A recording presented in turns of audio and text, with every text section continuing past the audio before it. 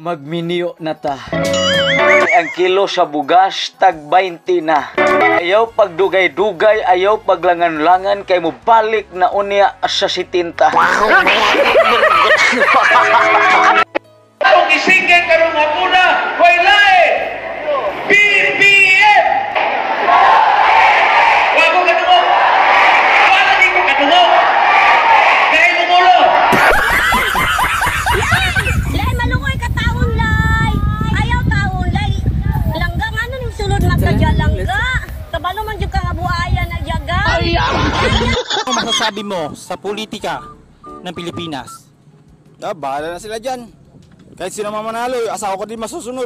Anak ka ng po. Hindi ka ordinaryong Pilipino. Tama, mali. Oh, mali, oy. Pating mali, ah. Lahat ba ng ordinaryong Pilipino, vlogger? Sa una, dili pa. Pero karon, wala ka kabantay. Vlogger naman tanan. Baka umabot ka hanggang magpulong. Para di sira ulo.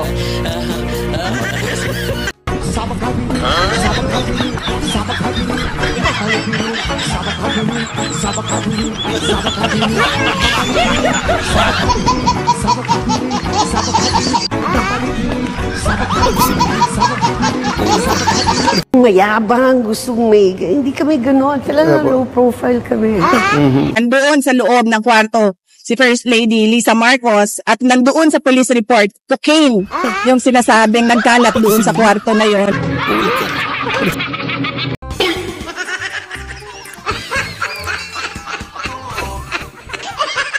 Alright, welcome back to my channel mga guys. Ito na nga mga loyalista nga. Ipagtanggol niyo po itong balita na ito. Talagang kinumpirma na po ni BP Sara mga guys. Yung itong pagka-adictus, benedictus, itong list paras.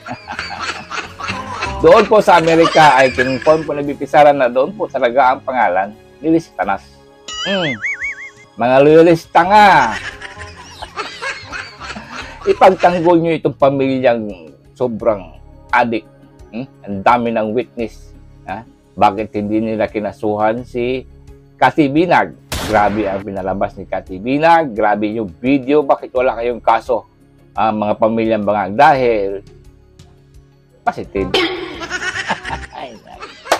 Alright mga guys, dito natin tunghayan si BP Sara. Tapos, nung nagkaroon ng malaking krimen sa Estados Unidos na merong namatay dahil sa drug overdose, at kung makikita ninyo doon sa police report ay nandoon na pangalan ni First Lady Lisa Marcos na isa sa mga tao doon sa loob ng kwarto kung nasaan yung tao ay nag-overdose sa suspected drug overdose sa hotel room, at ang daming nakikitang white powder substance na sinabi doon sa police report ay suspected, ay bigla nilang kinidnap, kinuha si Pangulong Duterte.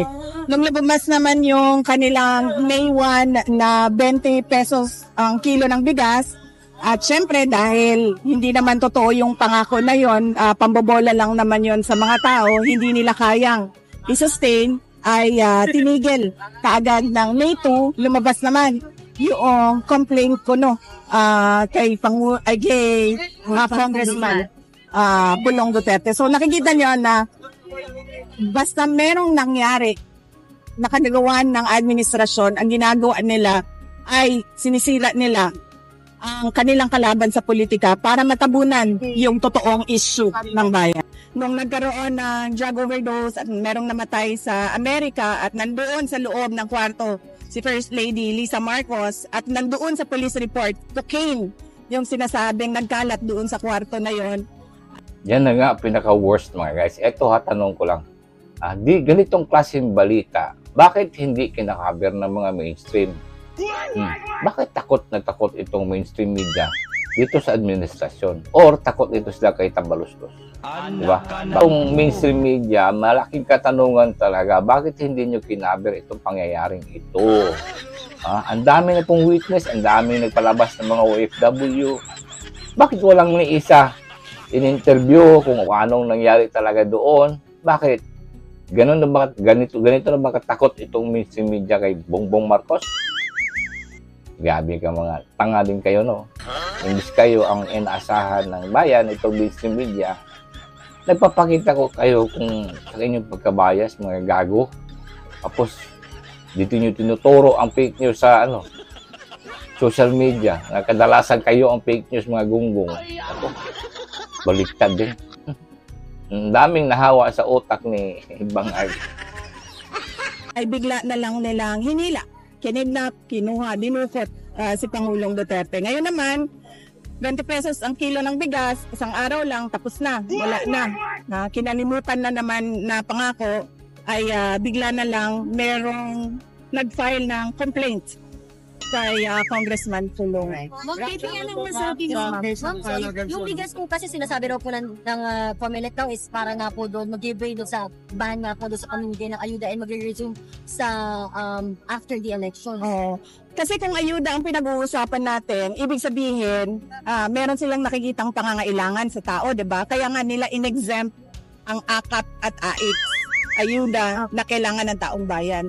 So lalong-lalo na yung 20 pesos na kilo ng bigas, lalong kailangan ng mga gutom yun. Huwag nilang i-excuse. Hindi talaga nila kaya gawin yan. Hindi sila marunong paano gawin yan. At nagsisinungaling lang sila kasi nagpapanik sila sa pagbagsak ng ratings ng kanilang mga kandidato. Kapag ang ulo lulong sa droga, lahat ng kamay at paa, lahat yan magdodroga na rin kasi wala na silang respeto sa authority. Yan yung problema natin ngayon. Lahat ng tao, nagkakanya-kanya na ang mga illegal at kriminal. How true man yung presidente natin nagdodroga po? Well, mag-assume na lang tayo na totoo dahil ayaw niya magpa-drug test. Meron siyang video ng paggamit ng droga na hindi nila ma-deny kasi authenticated. Tapos, hinamon siya ng isang senator candidate na magpa-drug test. Ayaw niyang magpa-drug test. Yan! Let's go, BP Sara! Yan, talagang suportahan natin ito si BP Sara, mga guys. Kawawa, no? Pawis na talaga ito. Si BP Sara, no? Nilulusog talaga lahat niya. Abangan niyo po itong si BP Sara sa mga lugar ninyo at saka i-post niyo agad. Kasi itong si BP Sara, kahit saan magpunta, talagang salubong ng tao ang dami. Sobrang believe ako. Ibang klase. Kaya Bangag, kayong mga animal, kayong ni Rimulya, itong magkapatid, kayo ni Tore, kayong mga traidor, no? Sigurado talagang matatakot kayo kasi pag panahon na si BP Sara na po, mga guys, na po, aabangan natin. Alam natin na si BP Sara ay itong mga Duterte, they are not revengeful.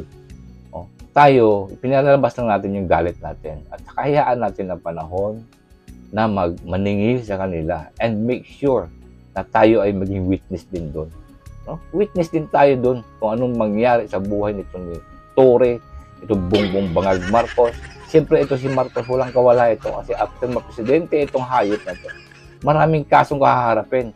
Number 1, corruption dyan sa budget at saka itong gold. Ang yabang nitong mga animal. Alam nila sila may-ari ng Pilipinas. So yung mga gonggong, ilang taon na lang po kayo. Tambalos-los, ilang taon na lang po kayo. Wala kayong mag-ambisyon. Ang dami niyong ginastos ng pera dahil lang sa ambisyon yung mga hayop kayo, mga kapal na mukha ninyo. Ilang taon na lang to, mga guys, ilang taon na lang to, mga 2 taon na lang mahigit. Hindi na aabot ng 3 taon itong mga hayop. You are not forever. Bilog ang mundo. Tore, yan, bilog ang mundo. Tapos ngayon, Tore, nagpa-shock-shock ka pa sa mga kaso. Na-shock daw ang unggoy, mga guys, sa kanyang kaso. Animas ka. Don't go anywhere. Malapit na po. Malapit na po kayo talusin ng panahon. Alright, hanggang dito lang tayo, mga guys. Let's just continue to hope and pray kay Tatay Digong dyan sa The Hague. Maganda po ang development dyan kay Kaufman. Maganda yung debate niya dilalon at saka we hope na makapag-file si Kaufman ng interim release dyan kay Tatay Digong. Alright, thank you for watching, mga guys. And again, God bless you all. Pilipinas, Duterte pa rin! Duterte! Pilipinas! Duterte pa rin! Pilipinas! Duterte pa rin! Salvador, kibuloy sa Senado. PDP laban straight, PDP laban straight, PDP laban straight, PDP laban, PDP laban straight, PDP laban straight, PDP laban straight, PDP laban.